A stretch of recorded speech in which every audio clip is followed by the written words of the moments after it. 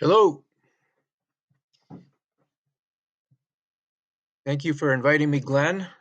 Sorry I can't be there in person, but we'll make the best use of technology and hopefully be there virtually. Anyway, my name is Kurt, Barn Swallow Consulting, working with NDS North America, Dave Weber. And Glenn had asked me to share my thoughts on forage quality and room and fill. Dave and I have been working with Glenn a fair amount on that concept. There's certain ways to look at it within the program, but I think there's some generic, room and forage quality relative to room and fill and energy utilization dynamics that are obvious. And Glenn had asked my thoughts on whether forage quality was more important in AMS feeding situations. And I got to thinking, well, forage quality always matters no matter what type of management and milking situation. But then thought, different type of dynamic in the AMS, kind of a cow driven time budget. So we asked around and I'm happy to share my thoughts here. Anyway, here we go.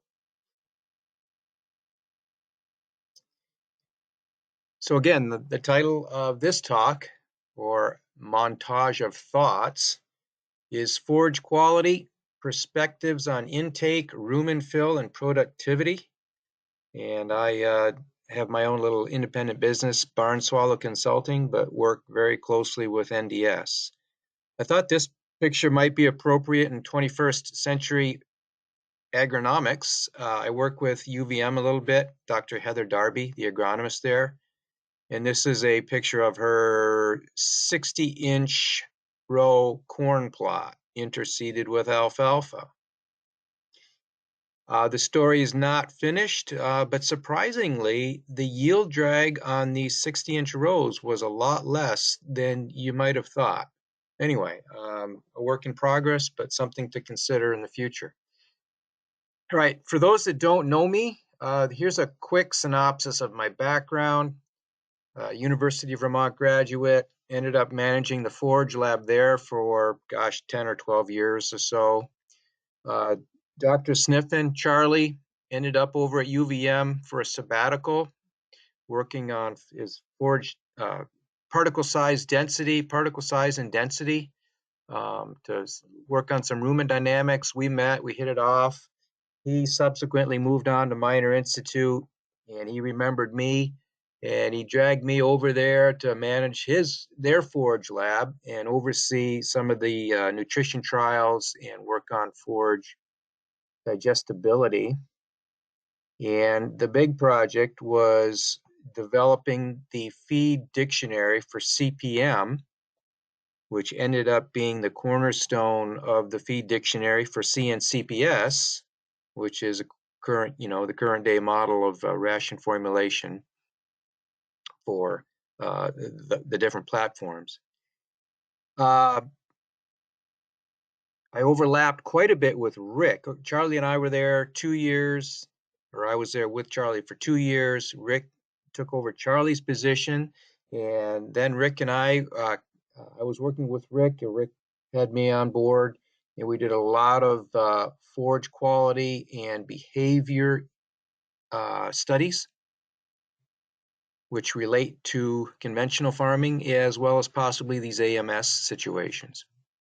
I took my own sabbatical in 2017, so to speak, and went to work for Jasper Hill in northern Vermont, fancy cheese operation, all dry hay operation, 1,000 acres, and oversaw about 5 farms producing the milk that went into Jasper Hill cheeses. After 2 years of that, I decided that it was too far from home, started my own consulting business and met up with Dave, Dr. Weber, and have been working closely with Dave and NDS North America, as well as the Rumen team in Italy. Anyway, here we go. I like this slide. This is from one of the farms I was with at Jasper. What better way to evaluate forage quality than the sensory evaluation of a cow telling us what's good and what's not good. This is a group of animals coming back from the parlor. They enter from the far end, so there are no gates in this pen right now. They have free access to the entire feed bunk, and it's clear what they favor for intake right now between the green hay and the slightly weathered hay. Both pretty good hays. We didn't make any bad hay. At least we didn't feed any bad hay. We made bad hay. Um, so, is this a nutrition or a management issue? And we decided it was a management issue. We decided to fix that because milk production and components were so variable given the free choice. Oh, I should go back. I forgot to mention that this was a grain feeder system. You can't quite see them in the background, but there's a few grain tubes in the back. And that was a real live experience with grain feeding in the stalls. Anyway, lots of stories there. We fixed that. TMR, got a TMR mixer, ground up the hay, added whey, added grain. All the cows had equal access, no more fighting and banging on each other to steal each other's grain. We also added lights. If you can see the difference in the barn there, that made a huge difference, keeping milk production and quality components a little more even keeled for the cheese makers. So per Glenn's request, forage quality relative to AMS operations. Should it matter? Does it matter? All cows need high quality forages. We know that. But given the differences in management, time budgets, a more casual lifestyle, in my mind, animals self-directed, they're not being forced up and down 3x parlors, and we know what that does to behavior and time out of pen, but it also coerces them to visit the feed bunk a little more often, in my mind. Is there a greater need for highly digestible forages in the AMS system? And I got to wondering, well, maybe. We know that with higher digestible forage, we increase intake and can increase milk production. Does that have an effect of increasing, mammary pressure, stimulating AMS visits? We do know that higher forage quality, higher digestible forages means we generate rumen space quicker. Fiber degrades quicker into VFAs, and it also exits the rumen quicker, making more space. This could possibly decrease the reliance on the robot grain to provide nutrients. If we generate greater intake at the PMR, does that motivate more visits? That's the question I don't know, and I look to you people, as well as Dr. Harvatine and DeVries. Sorry to miss you guys, but hopefully we can tag team and get some answers. So I come from the dogma of TMR. We've been pounded into our heads that nutritional homogeneity was the holy grail, and that getting the same quality of nutrient in every mouthful was the key to success. The only issues possibly being sorting and slug feeding affecting rumen pH, but otherwise nutrient intake was pretty smooth.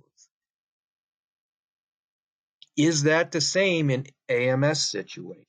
That's what I don't know. And that's, now that we are able to analyze and fractionate nitrogen, peptides, amino acid fractions relative to the carbohydrate fractions, to tailor the synchrony of these nutrients in order to optimize microbial growth, it might be more challenging in an AMS system, therefore possibly requiring higher quality forages to help make that an easier situation. All right. I got to give credit to Jeff Darr at Minor Institute. He's the one that put this slide together. People have asked for it, and I kind of refuse to give it up because it's really he worked really hard to generate this. It's pretty cool. So here we have a cow. She wakes up. Her rumen is relatively empty, not quite that empty in real life, but she's hungry. She gets up, she eats, she fills. She goes down, lays down, ruminates. Between degradation, fermentation, and passage, she makes space. And she may eat again, and so forth. So this is going on all day long in your herd. We don't see it, but that's what's happening. The question is, how much time of the day does feed stay like this in the rumen? What's the frequency and rate of flux to make more space in the cow? So we know that high quality forages get out of the way a lot quicker, provide energy and get out of the way quicker. So that said, we ran a trial in 2011 at Minor Institute, and the base premise of the trial was level of forage feeding and the quality of that fiber. So we had high and low forage percent. Generally, forage was over 60 in the high forage, 60, 65. The quality of the NDF was conventional corn at about 55% 30-hour NDF digestibility versus a BMR corn silage of 65% digestibility. So we had level of forage versus digestibility of that forage. Basically, the three treatments, low forage level, conventional corn, low forage level BMR, high forage level BMR, showed no differences for anything we measured on this trial. It was a huge trial. There's a lot more data than what here. The only treatment that had a statistically significant difference was when we asked these cows to eat a high level of lower digestibility NDF from corn silage. As you can see here, dry matter intake was 5 pounds less. Milk production was nearly 10 pounds less. We know that. It's common sense, but here we have it documented. I'm going to skip to the bottom of the screen here. Putting profitability to these diets based on 2011 prices when grain was like 300 bucks a ton versus 325. We can see that based on the, I'm going to call it 50% grain diet, low forage digestibility, income over feed costs were $16. The high grain BMR diet, income over feed costs $16.75. High forage, high quality forage, income over feed was $16.30. Clearly, we can be profitable with these three diets. My caveat to the low forage BMR diet, when we looked at the rumen pH, they were atrocious. I'm grateful that these cows didn't have more than 4 weeks on this diet. They would have crashed. So I'm nixing, even though it made more income, that diet is out. Clearly, making the meat low quality forage at a high level is out. It's not profitable. We're down to a lot of grain with lesser quality forage, or we could make some income with some high quality forage. Thanks to NDS, we are able to fraction out where our milk is coming from. In other words, as a percent of the fermentable carbohydrate, how much was provided through NDF, through rumen fermentable NDF, rumen fermentable starch, rumen fermentable soluble fiber, and sugar. And in this low forage conventional corn diet, we can see that 45% of the fermentable carb was coming from starch, 34 from NDF, 8 soluble fiber, 10% sugar. On the far side, we see that Starch was only providing just under 40% of the fermentable carb, but the fiber from the BMR corn had that diet up over 40%. 41% of the fermentable carbohydrate was coming from fiber, forage fiber. The sugar and soluble fiber numbers were kind of equal across all diets. But this is what I call the portfolio. How are you invested? Where's the carbon coming from to make the carbon for lactose? And in this case, it's coming from starch sources, and in BMR, it was more evenly split between forage fiber and starch. If we look closer at the NDF profiles of those rations, what I call fast pool fiber is fiber that ferments within 30 hours. And in this case, the conventional corn low forage provided 12.5 pounds, 12.5 pounds for the high forage, low quality corn, and then 14. The BMR diet provided 15 pounds of what I call fast NDF, and that amounted to be about 1% of the animal's body weight, which has become kind of a benchmark that we're suggesting people attain to, especially with higher quality forages. The question is, do you have the forage quality to get there? All right, so I want to run through these fairly quickly. Same data. This is the portfolio as, where I'm invested from NDS, and it calculates pounds of NDF total intake, 18.5. This is the low forage conventional corn, 18.5 pounds NDF, almost 6 pounds of U30, which is basically forage NDF that has not been degraded within 30 hours. So the difference, 18.5 minus basically 6, leaves me about 12.5 pounds of fast NDF. Total diet, I have about 10%, 9.5% of U30 from forage. Just keep that in mind for the moment. Remember, this was a healthy diet, profitable diet, just having to feed 50% grain. This is the diet that they couldn't eat enough. They filled up, plugged up, over 7 pounds of U30. The total ration was over 12% of U30. So my benchmark was, where is that cut point? We know they couldn't eat this diet. They couldn't eat to they ate to fill, but not to maximum milk production.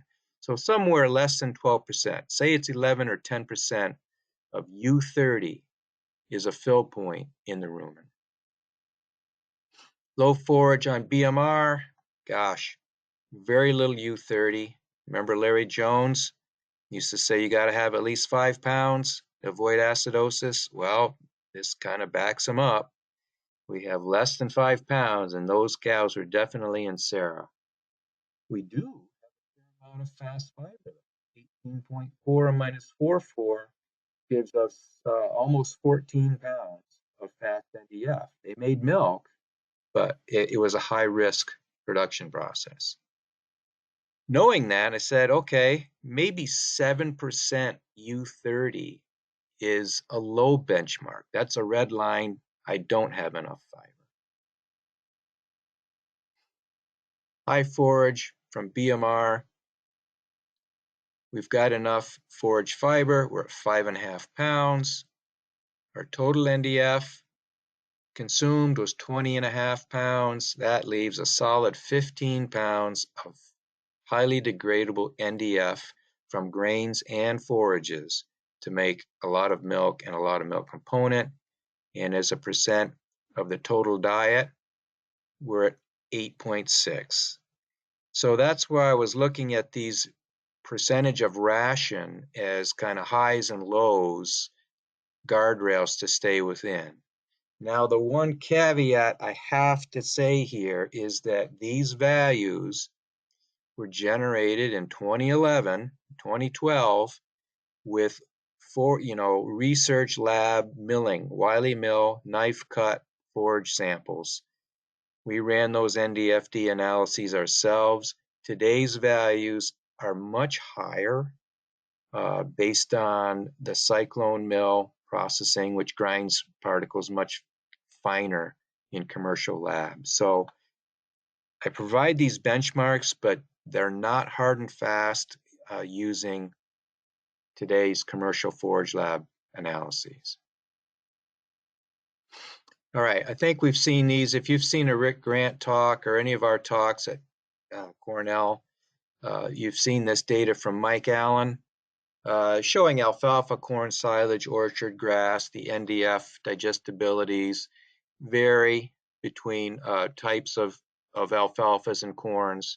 You end up with a fast pool and a slow pool where those break points are. The height of the curve gives you the size of that pool, and the slope of that line gives you the rate. And clearly it appears that the rates are very similar with vast fiber, but the sizes of those pools vary between forage type, legume, corn, and grass, and within between varieties within forage type.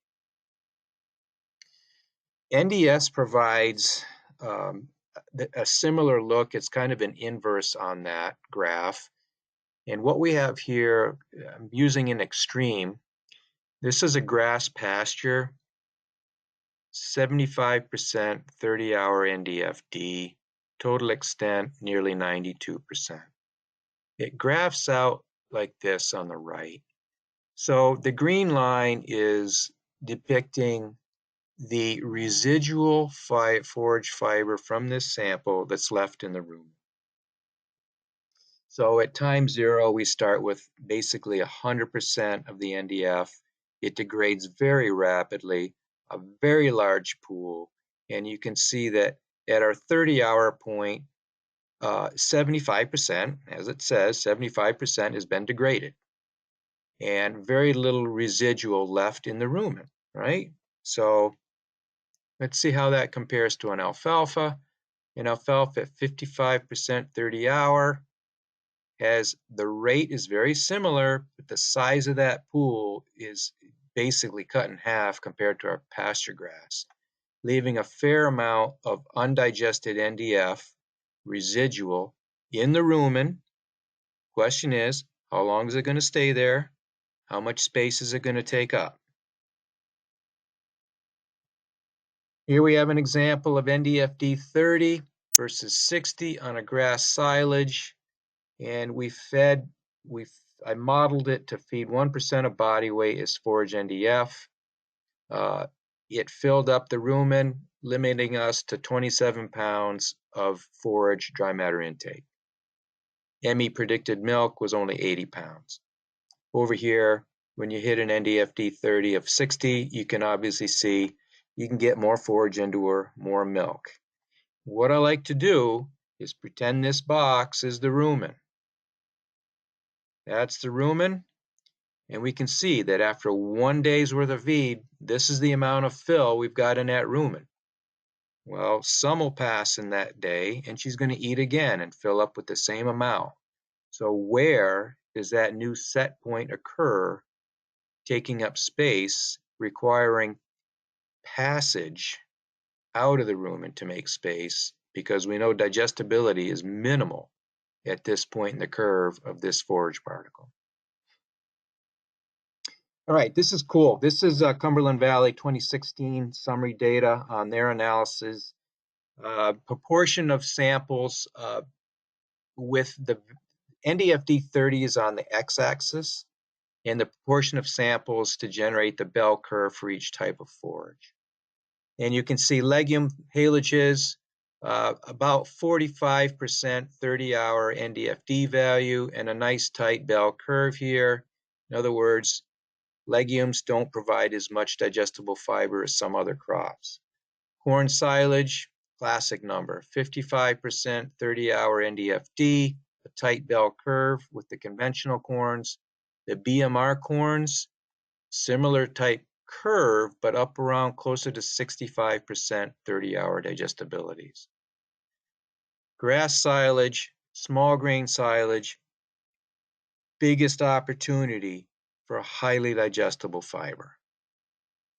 The bell curve is really spread over this range of digestible fibers, um, just showing, what's your biggest opportunity for NDFD gains on farm. I made this as just a quick demo, took some real data and smushed it together. Pasture.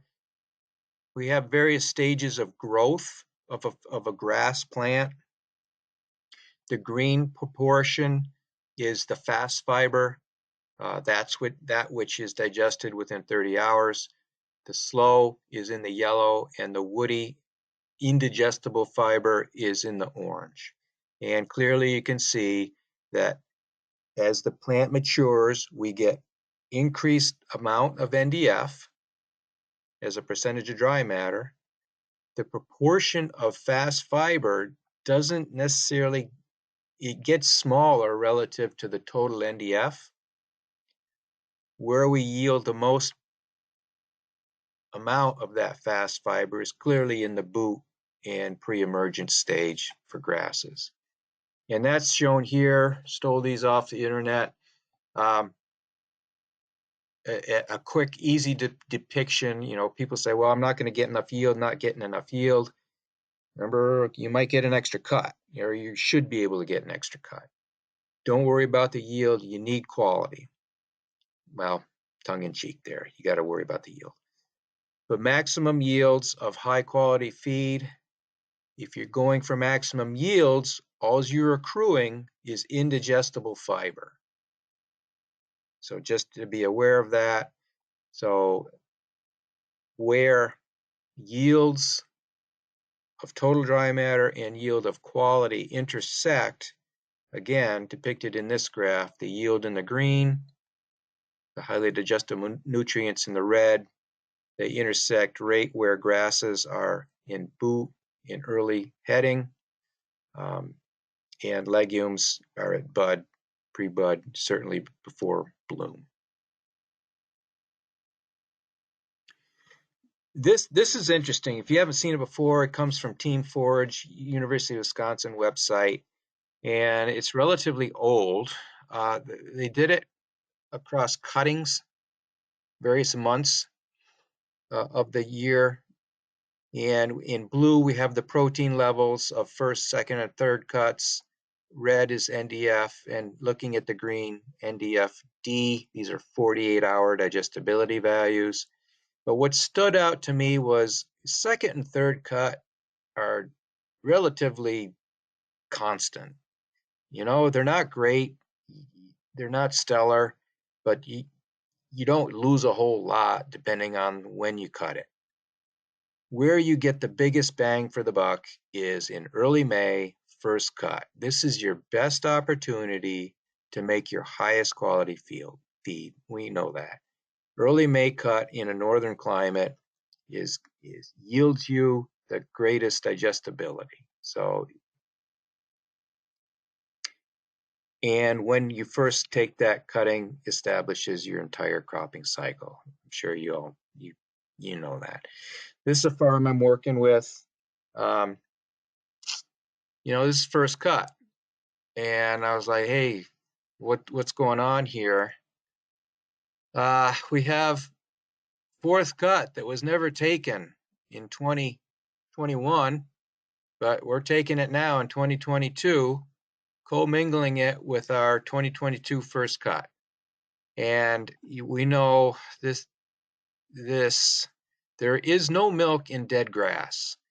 And the dead grass is just fill and U240 commingled in our first cut.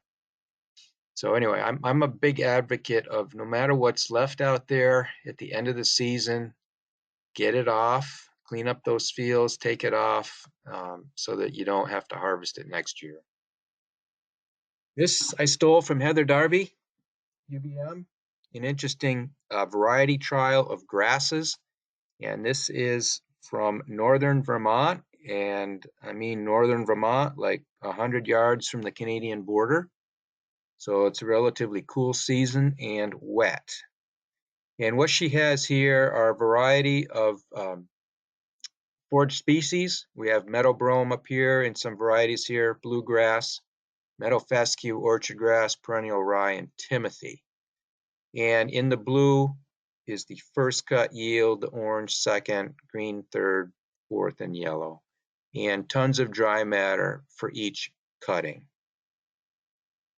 And it's interesting to see that in that section of plots, certain crops, certain varieties of species of grasses do better on first cut or second cut. Perennial rye does very well with second cut. Timothy also. Certain varieties do well with second cut. Unfortunately, Timothy doesn't last that long. Orchard grass, to me, stands out as a winner in that, you know what, I'm consistent, I grow back, I will be there for a fourth cut, yielding you close to 5 tons of dry matter per acre.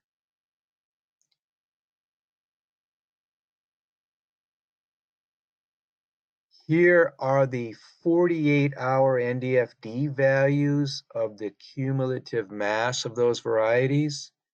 And we can see that the meadow fescues had the highest digestibility at 48 hours. Unfortunately, everything merges at 48 hours. It'd be nicer to have 30-hour NDFDs. But if you're just looking at digestibility, you'd think, okay, meadow fescue is the way to go. You and I know I better combine that with my yield, because orchard grass certainly yielded more. Doing the math, orchard grass provided 2.86 tons of what I call fast fiber. In this case, I used the 48-hour digestible. Compared to the meadow fescue, we got an extra ton of highly digestible fiber. The meadow brome did all right, the rye did okay, but orchard took the prize there. When we look at yield of protein, orchard grass again may not have tested highest in CP, but it yielded the most CP per acre, 1.31 tons compared to just over 1, just barely 1 for the other forages. All right, I like to show this. This is an interesting little quiz. If you want to stop it here, Glenn, you can. There are 2 forages here in the rows. So the top row is one forage and the bottom row is another forage. And what we have, I hung them in the rumen at minor, and these first 2, top and bottom, were not in the rumen at all. The second column were in the rumen for 24 hours. The third column was in the rumen for 48, and lastly, 5 days, 120 hours. And my pop quiz question is, which is the more highly digestible forage? Which one would you buy?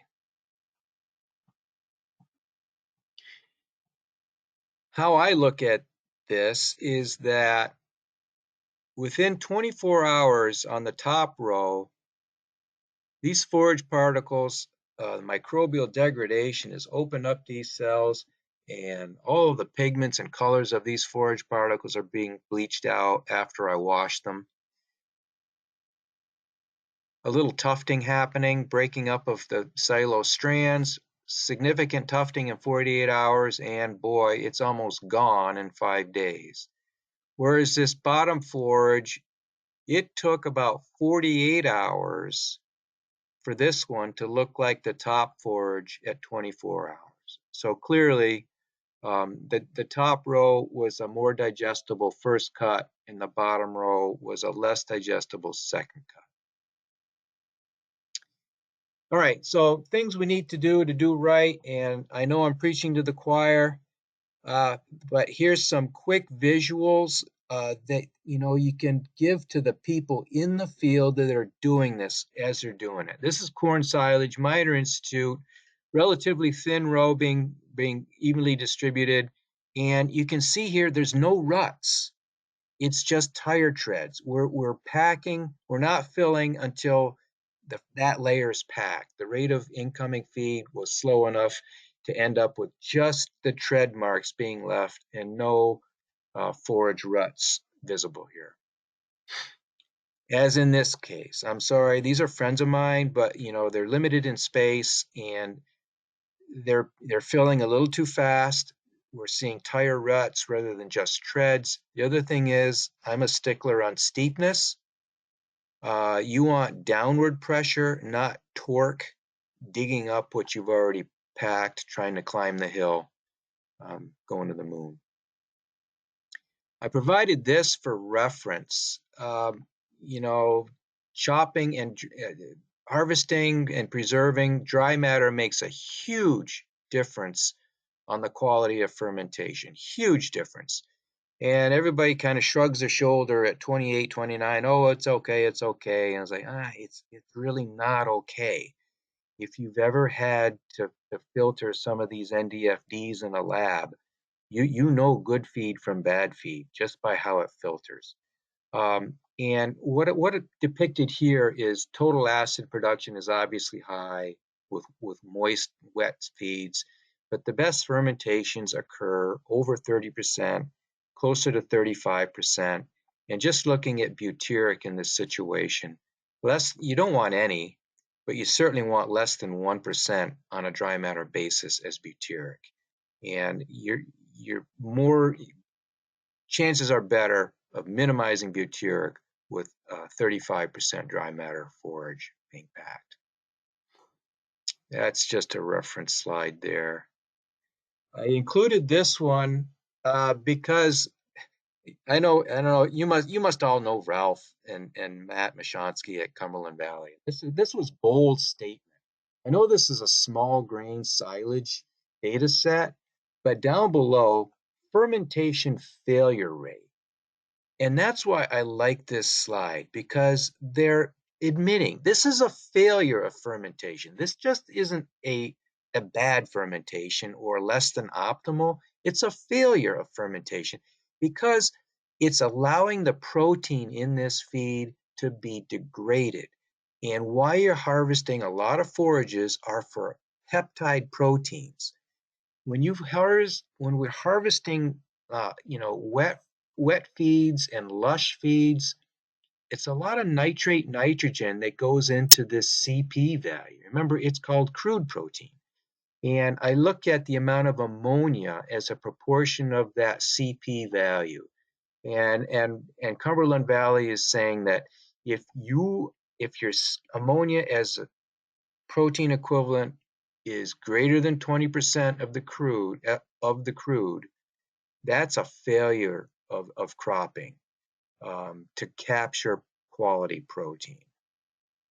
And again, the point being, you need to be over 30% dry matter to capture that high quality amino acid protein rather than simple nitrate nitrogen or ammonia nitrogen. Particle size, Rick, gosh, this is something we did together, and Rick's been presenting it, more data and more real life trial data where we ground up some long low digestibility haze in a trial. But this was the crux of it from University of Pennsylvania. Did a trial 2011 again, and what they fed was long grass ryegrass hay of various particle lengths, similar NDF based on these particle size fractions, high 50s, but the length varied from 42 millimeters, 43, down to 25, 1 inch, less than half an inch at 10 millimeters of dry hay. And they had emptied these rumens, fed these particles, and then caught the swallowed bolus and particle sized the bolus. And lo and behold, the animal, by the time she makes a swallowable bolus out of dry hay, those particles average 10 millimeters. So why are we so focused on feeding a 58 millimeter long hay, thinking it goes in the rumen to stimulate rumination, when she processes it down to 10? Silages, because they were already wet and probably already shorter, particle size reduction is minimal, if any. They're just wetting it up in order to swallow it. Again, back to the length of particles.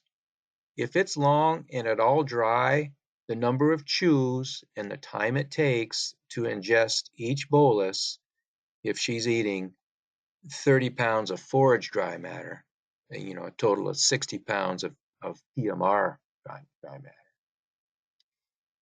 All right, I think time's getting on here. So here are the basics, and this is something critical.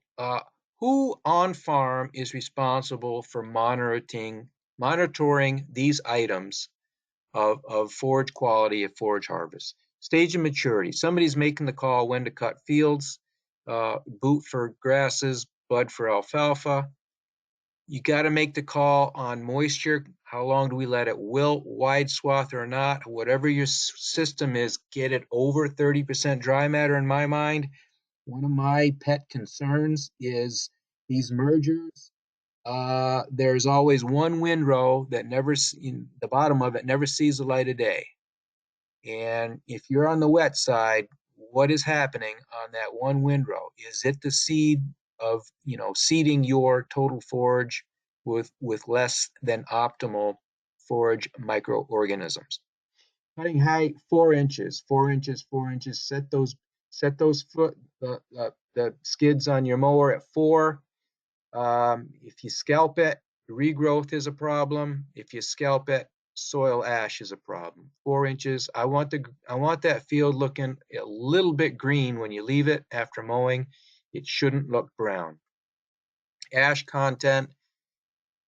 This is a good question. Soil contamination versus inherent grasses. If you're growing reed canary grass, it inherently has about 10% silica ash in it. It's just the nature of that beast.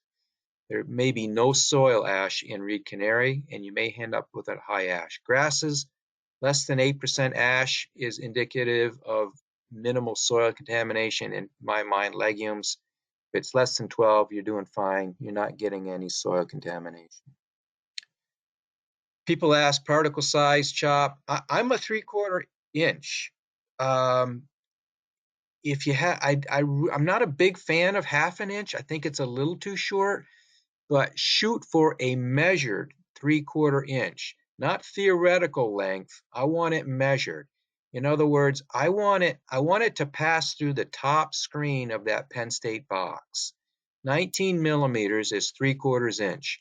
I don't want to see a whole lot. In fact, less than 10% of your material on that top screen, but I don't want it to pass the 8 millimeter screen.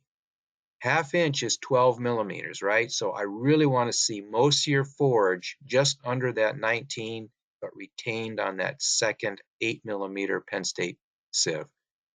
Good system for this measurement. My mantra is in the rumen, the quantity and quality of fiber of NDF matters more than size. As long as you do this size thing right, I'm less concerned about rumen size stimulating rumination. As long as cows are comfortable, they ruminate. Preservation, obviously packing, 60 pounds per cubic foot as fed. And again, just have the guys recognize, you got to slow down the fill and pack rate until you're down to treads and no ruts. And obviously, use an inoculant or preservative here. We have some on the acid sides up here that work quite well as inoculants. All right, we're getting close to the end here. Nice picture, nice amount of feed there. What about this? If they quote you some dry matter intake numbers, do you trust them? Well, I don't know that you're pushing up enough, or at least not distributing feed enough. This was an interesting photo that Dave and I saw on a farm, and the question came to critical mass. That's a pile of yesterday's refusals. This is a big farm. New feed is accessible, but you know what? If it's right in front of them there, they are going to eat a mound of it, whether it's 2 days old or not. And it just goes to consider that what is the critical mass a cow needs to have in front of her to be, coaxing for her to eat, to optimize her intake. These long, oh, we pushed up feed, and I got a little tiny thread, the entire length of that 200-foot long feed bunk that might amount to 5% refusals, but in nowhere in front of that feed bunk was there a critical mass for cows to eat. I remember doing cow watches at Minor. The guys would come and start pushing up feed, to carry out refusals, and they'd make piles of it and then disappear for half an hour while they're getting the equipment ready to pick everything up. And you know what? 3 or 4 cows get up, nibble away at that pile. And my suggestion on farms is on the last push up, don't just push up, but bunch up. Make a few critical sized masses of feed because not everybody's going to get up to eat. It's the few cows that want to eat, that need to eat, whether they're lame or just the highest producer cows, and they need to eat. It's there in quantity for them to easily consume. Uh, this is Dr. Dan's forage trial, and this is the real life picture of some of those varieties. And it's like you can see differences in what grows well, and I highly recommend, gosh, determine what grows well on your forages, on your land, and consider this forage quality as how much fast fiber am I yielding per acre, and in today's commercial labs, fast fiber is 65% digestible in 30 hours because you're going to generate a whole lot of VFA, a whole lot of microbial protein out of fast fiber, and you make more space for intake. As they eat more, remember, you got to harvest more. And I think one of our calculations was that you're going to want 20 to 30% more yields in order to meet all those fast forage fiber needs. And with that, I'm going to leave you with this picture, and thank you. Thanks for inviting me, Glenn. Actually, if you got questions, I am probably available if you want to phone in some questions on Tuesday afternoon, Tuesday morning. Happy to talk live. All right. Thank you very much. Take care.